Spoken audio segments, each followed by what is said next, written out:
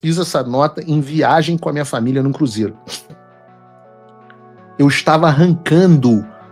Eu não tenho pentelho no saco, mas se eu tivesse, eu estava arrancando todos de raiva da nota não tá sendo publicada e das pessoas dizendo, não, o presidente não pode falar isso, não pode falar tarifa Moraes, vai provocar o Moraes. Pra vocês saberem o que eu passo. Olavo Edu Carvalho, melhor canal de corte do YouTube. Fala pessoal, se você curte o meu conteúdo, saiba que ele só continua porque tem gente que apoia. E você pode fazer o mesmo com um pouco mais de $5 por mês. Simples, entre em www.paulofigueiredoshow.com/apoie e use o cupom da descrição e tá pronto. Desde já, meu obrigado. Houve inclusive conversas, eu vou separar alguns textos aqui de conversas para também explicar. Primeiro diálogo que eu quero comentar do dia de 27 de junho de 2025, ele se desenvolve assim. O Eduardo Bolsonaro mandando uma mensagem, posso compartilhar? Risinho. Aí o pai responde, não. Daí vem uma conversa, aí o pai vira assim, esqueça qualquer crítica ao Gilmar. Tenho conversado com alguns do STF. Todos. Tem data aqui? Eu mesmo falei a data, né? Foi 27 de junho de 2025. Longe ainda da lei Magnitsky em cima do Alexandre. Esqueça qualquer crítica ao Gilmar. Tenho conversado com alguns do STF. Todos ou quase todos demonstram preocupação com sanções. Daqui a gente vê algumas coisas, né? A primeira é que o Gilmar é muito tigrão na frente das câmeras, mas nos bastidores tchutchuca buscando conversa. Agora não posso escolher, não preciso esconder mais, Gilmar. Tá aí, tá aparecendo as conversas.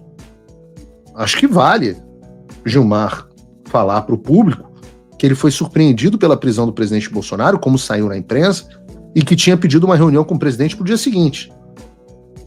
No dia seguinte em que o Bolsonaro foi preso, ele iria encontrar Gilmar Mendes. Real. História real. As conversas agora, quem reclama, não queria que as conversas que se tornasse público, reclama com o Alexandre. Porque, na verdade, o Alexandre já sabia que essas conversas estavam acontecendo.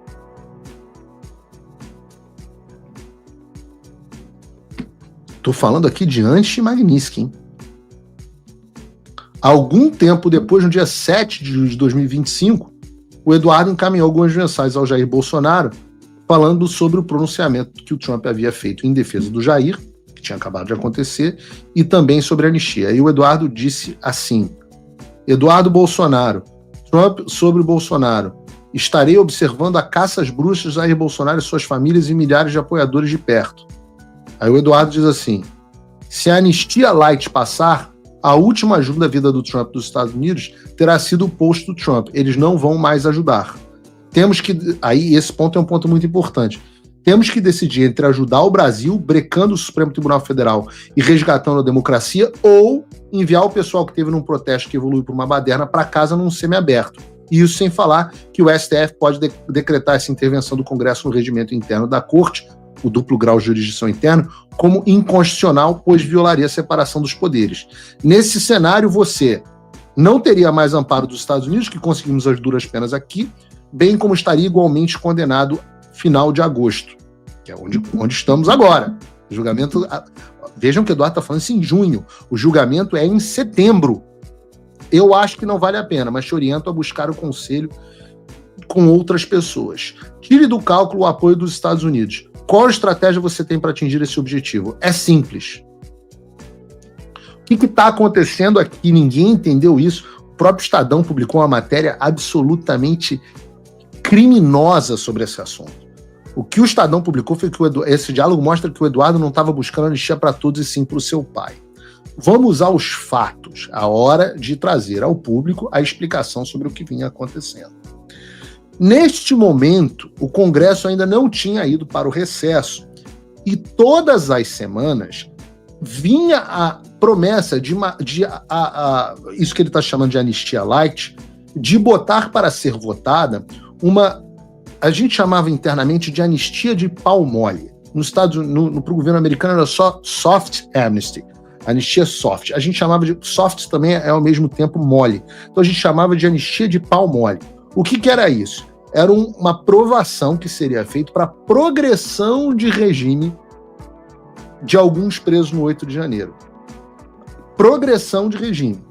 E, ao mesmo tempo, a outra coisa que seria aprovada seria o duplo grau de jurisdição. O que seria isso? O presidente Bolsonaro poder apelar a uma instância superior. A poder apelar com a instância superior é a turma do STF, onde ele perderia naquele momento de 9-2.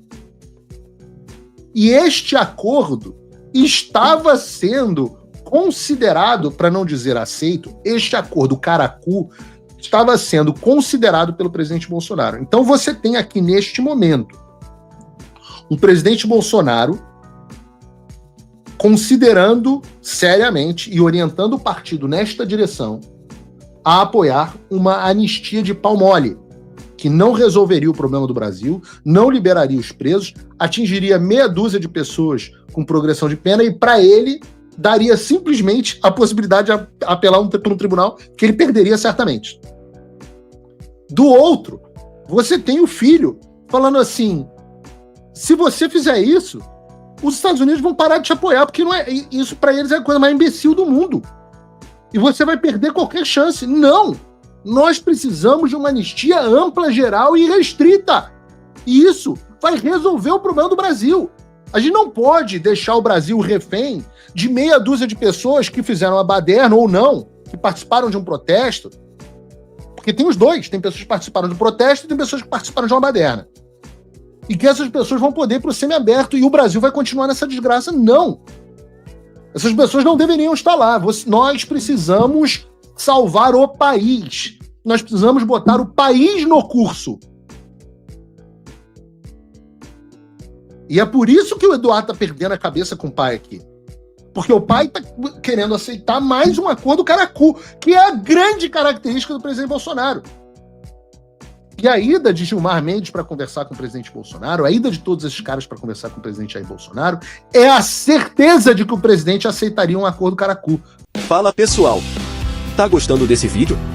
Não esqueça de deixar o seu like e se inscrever no canal Olavo Edu Carvalho para receber notícias quentíssimas todos os dias. Isso ajuda demais o nosso trabalho e o YouTube irá recomendar para mais pessoas. Claro, os caras passaram anos falando assim, vamos fazer um acordo Caracu que o Tarcísio convence o presidente e o presidente vai aceitar. Só que neste momento está claro que do lado de cá não vai funcionar mais isso. E é isso que o Eduardo está falando. Então não é que o Eduardo está dizendo, não, só queria uma anistia para o pai. Pelo contrário, o que o Eduardo está dizendo aqui, analfabeta funcional, esqueci o nome da repórter do Estadão, diálogos mostram que Eduardo só queria uma anistia para o pai. É o oposto, ô jumenta. O que está dizendo esse diálogo é que o Eduardo Bolsonaro queria uma anistia ampla, queria não, quer, é a posição que nós temos aqui dos Estados Unidos e é a posição que nós vamos manter até a última consequência. Nós queremos uma anistia ampla, geral e restrita para pacificar o país. Nós queremos, nas palavras do Eduardo Bolsonaro, nós queremos libertar o Brasil, resgatar a democracia. Não basta libertar o Jair Bolsonaro. Não basta reduzir a pena dos presos e mandar ele para o semiaberto. Não basta. Não vai bastar, porra. Entendam isso. Não adianta vir com proposta de anistia merda. A anistia é ampla, geral e restrita. Igualzinho ao que meu avô promulgou em 79.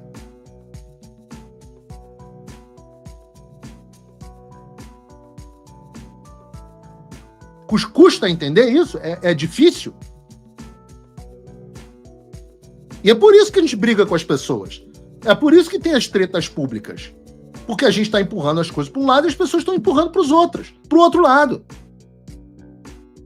Isso é em 7 de julho. O Trump tinha se manifestado, mas não tínhamos ainda a Lei Magnitsky. Acho que não tínhamos nem tarifa. Por isso que ele está dizendo. O Trump se manifestou a seu respeito, mas ficou por aí. E a gente estava em Washington trabalhando para que houvesse coisas mais concretas.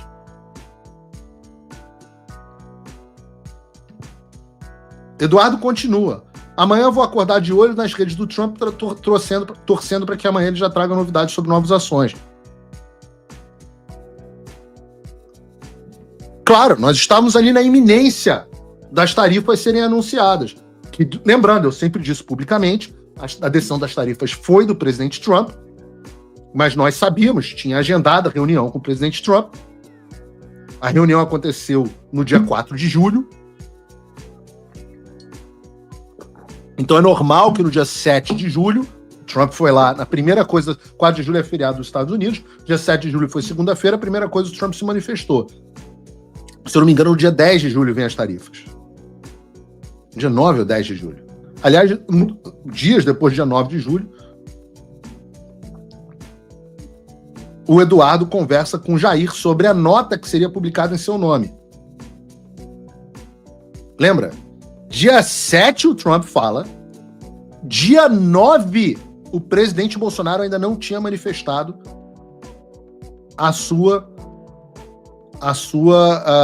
não tinha se manifestado sobre o tema. Porque os pau mole estavam lá pro presidente. Não, temos que pegar leve. Eu vou ler a nota. Eu tenho muito orgulho dessa nota porque eu acho que o tom dela é absolutamente perfeito. Ela diz o seguinte: nota do ex-presidente Jair Bolsonaro. Recebi com senso de responsabilidade a notícia da carta enviada pelo presidente Donald Trump ao governo brasileiro, comunicando a criação da chamada tarifa Moraes. Então isso foi no dia da comunicação da tarifa Moraes. Mas já depois da comunicação do presidente Trump.